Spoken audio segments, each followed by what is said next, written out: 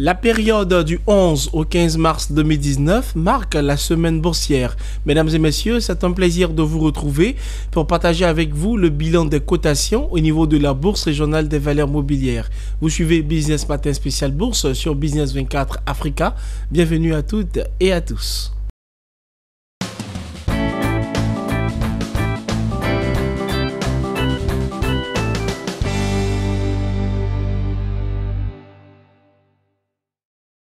L'Odamas est en notre compagnie, vous le savez, c'est notre consultant maison pour cette émission. Il est spécialiste des marchés financiers. C'est toujours un plaisir de vous retrouver sur le plateau. Merci Daniel de me recevoir. Et le bilan des indices principaux de la semaine écoulée.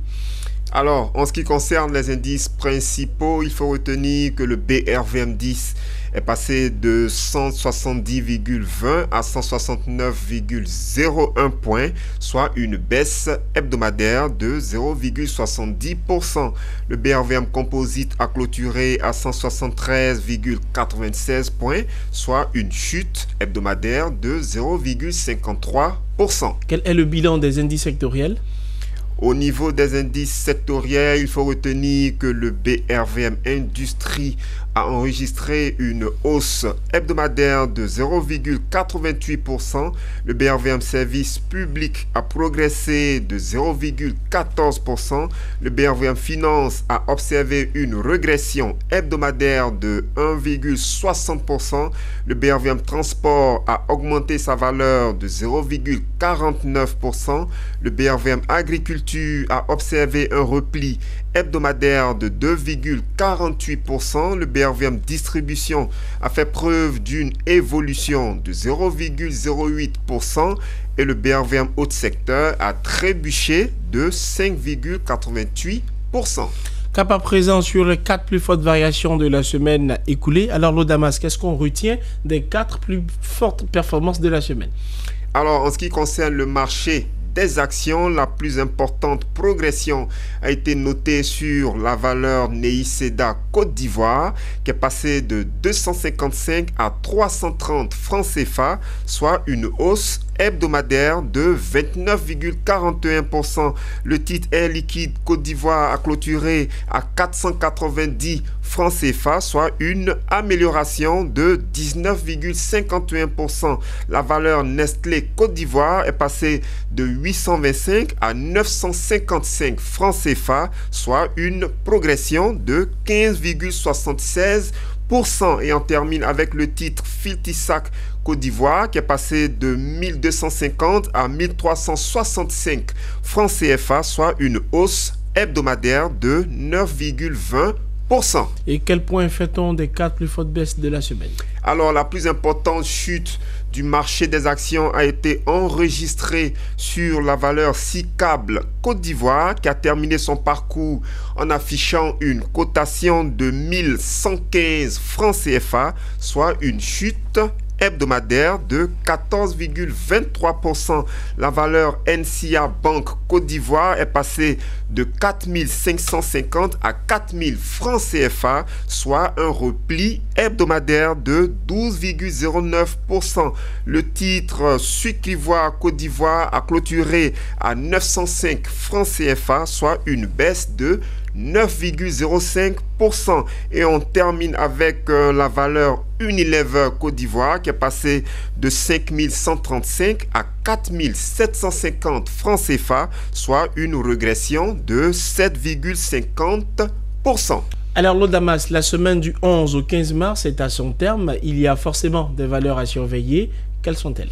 Alors, parlant de valeurs à surveiller, nous allons aujourd'hui commenter spécifiquement une seule valeur. D'accord. En l'occurrence, le titre SICABL Côte d'Ivoire. Commentaire. Alors, parlant de commentaires, on dira simplement en guise de rappel de la performance boursière dégagée par SICABL Côte d'Ivoire, on dira simplement que cette valeur industrielle a terminé la semaine écoulée en s'affichant à 1115 francs CFA, ce qui représente une baisse hebdomadaire de 14,23%.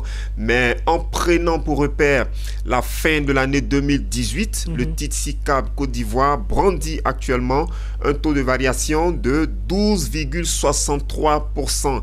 Alors pour ceux qui ne le sauraient pas, la société SICAB est une entreprise qui intervient dans la fabrication des câbles électriques, donc tout ce qui est câbles électriques, câbles aériens, câbles souterrains, câbles industriels, etc. Donc voici en gros la spécialité de la société SICAB Côte d'Ivoire.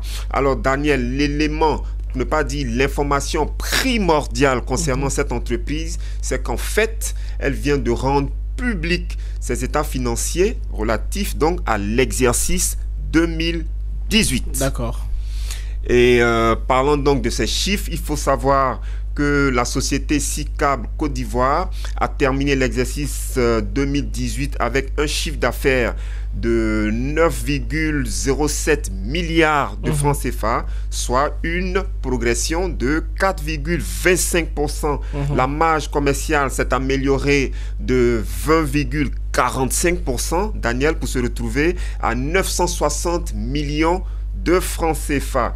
Mais en ce qui concerne la valeur ajoutée, lorsqu'on analyse le compte de résultat de cette société, on remarque que la valeur ajoutée a fortement baissé de 20,25% pour s'afficher à 1,89 milliard de francs CFA. Concernant l'excédent brut d'exploitation, on observe qu'il a chuté de 37,11% pour s'afficher à 915 millions de francs CFA. On poursuit toujours avec le compte des résultats pour nous rendre compte que le résultat d'exploitation a enregistré une forte baisse. Il est passé de 1,35 milliard en 2017 à 607 millions de francs CFA à fin 2018. Et cela représente donc une forte baisse de 55,14%. On va terminer avec le résultat net. Donc la société SICAB Côte d'Ivoire a achevé l'exercice 2018 avec un résultat net évalué à 762 millions de francs CFA, contre un bénéfice de 980 millions de francs CFA au terme de l'exercice 2017. Donc quand vous faites la comparaison, vous voyez que le bénéfice réalisé par la société SICAB a baissé de 22,24%. Ok, donc on a une baisse de performance au niveau de la rentabilité de cette entreprise. Et lorsque vous sortez des états financiers pour prêter attention aux chiffres, je dirais au bulletin officiel de la cote, quand vous regardez précisément les quantités résiduelles à la date du vendredi dernier, vous remarquez au niveau de la ligne SICAB Côte d'Ivoire qu'on a actuellement dans le carnet d'ordre, on a donc 120 titres SICAB Côte d'Ivoire à la vente au prix de 1095 francs CFA. Donc il y a des investisseurs qui sont actuellement prêts à céder des titres SICAB Côte d'Ivoire à 1095 francs CFA, alors que ce titre-là a terminé la semaine boursière avec une valeur de 1115 francs CFA.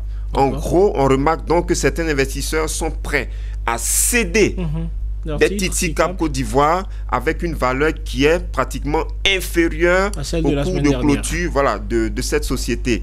Donc c'est un élément déjà qui montre que il est fort probable qu'on puisse constater une chute à la reprise des cotations. Mais avant de conclure de cette façon, on va jeter un regard sur le graphique boursier de cette entreprise. Donc parlant d'analyse technique, on remarque que le titre SICAB, enfin le graphique de la société SICAB Côte d'Ivoire se retrouve dans un profond canal baissier depuis la date du 22 février 2019. Donc depuis cette date, on note une inversion de tendance. On note donc un canal baissier très profond.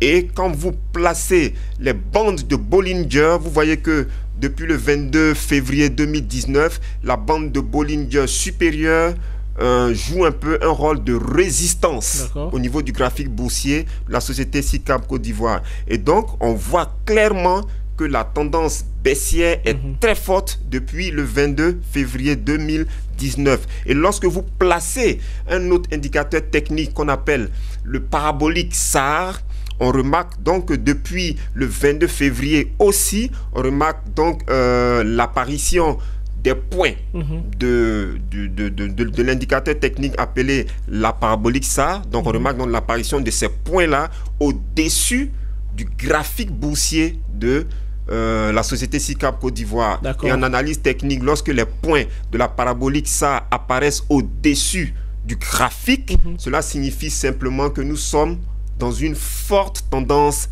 baissière. Donc, vous voyez que le parabolique SAR confirme la tendance baissière que nous observons actuellement sur le graphique boursier de la société SICAP Côte d'Ivoire. Alors, vous l'avez dit, c'est vraiment une tendance baissière, pardon de vous couper. Ça peut être quoi les raisons?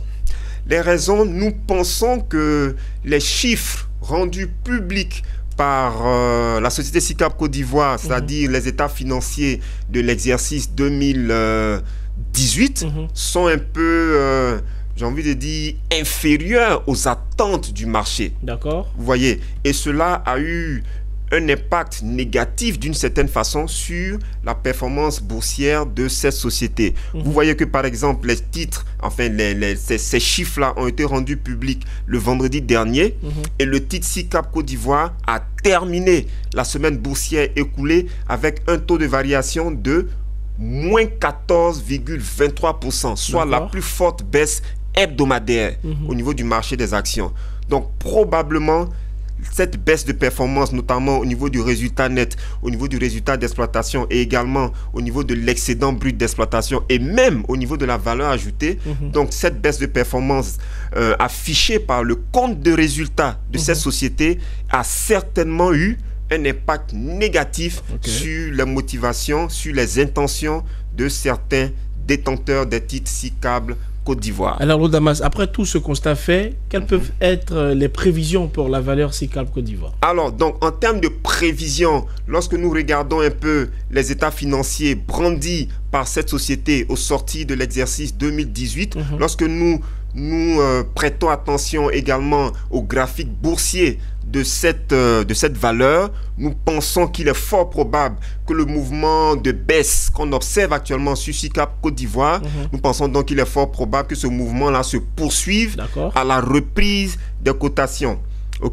Et le fait que la valeur ajoutée, l'excédent brut d'exploitation, le résultat d'exploitation et même le résultat net à fin 2018 ait fait preuve d'une d'une baisse de performance, il est fort probable donc que cela démotive certains investisseurs qui vont chercher à encaisser rapidement leur plus-value sur cette valeur. On rappelle que en prenant pour référence la fin de l'année 2018, le titre SICAP Côte d'Ivoire affiche actuellement un taux de variation de 12,63%. Donc ce taux de variation pourrait être une source de motivation pour certains spéculateurs qui voudront bien sûr sortir du marché. Et il y a un élément très important, Daniel, que nous tenons à relever. En fait, le 5 avril 2019, les actionnaires de la société SICAP Côte d'Ivoire sont conviés à l'assemblée générale de cette société-là qui se tiendra à Abidjan. Et les dirigeants de SICAP Côte d'Ivoire prévoient octroyer comme dividende net par action relativement à l'exercice 2018. Ces dirigeants-là donc prévoient proposer un montant de 75 francs CFA l'action. 75 francs CFA comme dividende net par action. Alors qu'au titre de l'exercice 2017, les actionnaires de cette société ont eu droit à un montant de 100 francs CFA comme dividende net par action. Donc vous remarquez encore que même au niveau du dividende net par action proposé par les dirigeants de cette entreprise, on note encore une baisse.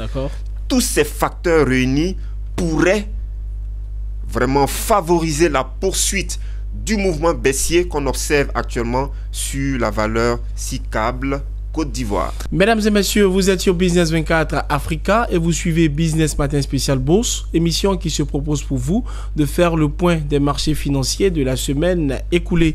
Nous parlions à l'instant de la valeur à surveiller qui est SICAP et l'on constate qu'il y a beaucoup de baisse au niveau de cette valeur. Exact. Alors on poursuit donc cette émission en abordant la question du bilan des matières premières au niveau international. Alors Daniel, sur le marché international des matières premières, on constate que l'or a terminé la semaine en affichant une cotation de 1303,10 $ l'once, soit une hausse de 0,32%. Le pétrole WTI est passé de 56,02 à 58,55 $ le baril, soit un gain hebdomadaire de 4,52%. Et on enchaîne avec le pétrole Brent qui a clôturé son parcours en brandissant une cotation de 67,21 $ le baril, soit une progression hebdomadaire de 2,25%. Alors, Rodamas, ils sont nombreux les investisseurs qui nous suivent et qui aiment vous écouter. Ça sera quoi votre mot de fin ou encore le conseil que vous pouvez leur accorder? Alors, en termes de mots de fin, on dira que vous constatez que nous sommes en pleine période de programmation des différentes assemblées générales. Et on rappelle que les actionnaires de la société SICAB sont convoqués pour l'assemblée générale de cette société qui se tiendra le 5 avril 2019 à Abidjan. D'accord. La deuxième date à retenir, c'est que on dira la société BOA Burkina Faso convie également tous ses actionnaires à une assemblée générale ordinaire qui se tiendra le 2 avril 2019 à Ouagadougou. Ok. Donc nous encourageons, nous sensibilisons tous les investisseurs, tous les petits porteurs, tous les investisseurs institutionnels, etc., tous ceux qui sont actifs au niveau du marché des actions de la BRVM, nous les encourageons à participer massivement aux différentes assemblées générales. Et eu égard à cela, nous avons envie d'aborder certaines thématiques très intéressantes. Par exemple, quelle est l'importance de l'assemblée générale pour un investisseur, ou bien même comment préparer efficacement une assemblée générale lorsqu'on se retrouve dans une peau d'investisseurs. Je pense que ça serait intéressant d'aborder ces questions à l'émission prochaine. Exactement. Donc, si vous le voulez bien nous serons très ravis de développer cette thématique-là sur votre plateau. Merci à Rodamas. Merci Daniel. Alors, chers investisseurs, vous êtes tous invités à suivre le prochain numéro de Business Matin Spécial Bourse. Pour l'heure, nous vous disons au revoir et merci de nous avoir suivis.